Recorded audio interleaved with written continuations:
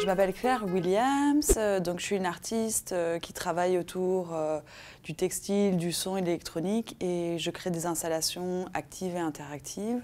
J'habite à Bruxelles et voilà. Donc, la pièce que je présente ici pour l'exposition s'appelle Spectrogramme, et c'est une pièce qui consiste à avoir une machine à tricoter des années 80 qui est hackée, donc où on a rajouté un petit ordinateur fait maison.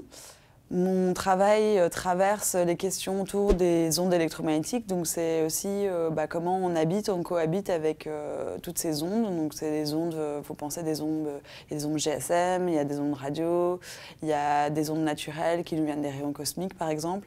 Donc il y a tout un environnement, un paysage dans lequel on vit toutes ces ondes qui nous traversent, et dans mon travail, j'essaie de construire des instruments artisanaux qui permettent de capter ces différentes ondes ou de trouver des formes pour les matérialiser, pour les rendre tangibles. Donc il y a une grande pièce au mur, et elle, par exemple, c'est beaucoup plus lointain parce que c'est une éruption solaire. Donc là, en fait, j'ai repris des spectrogrammes issus de l'Observatoire royal de Belgique. Et donc voilà, là c'est aussi l'idée de créer une sorte de mémoire d'un instant, ce moment d'énergie en fait, où le soleil nous envoie ces différents types d'ondes, et de le tricoter pour le rendre aussi tangible.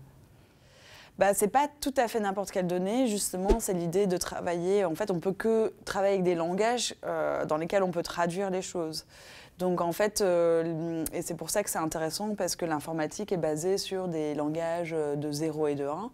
Et la machine à tricoter, ici, qui tricote en jacquard, c'est aussi 2 positions d'aiguille, donc qui relient les 0 et les 1.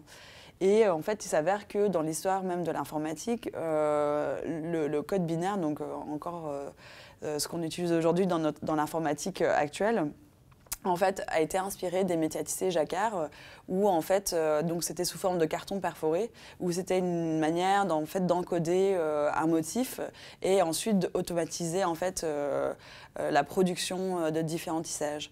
Donc ces histoires-là aussi sont intéressantes en allant chercher un petit peu dans voilà, l'histoire de nos technologies.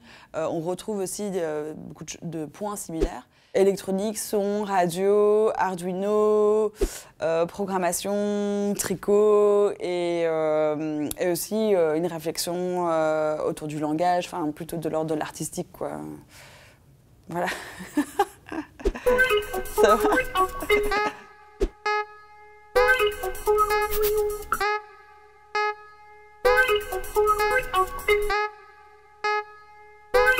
Thank you.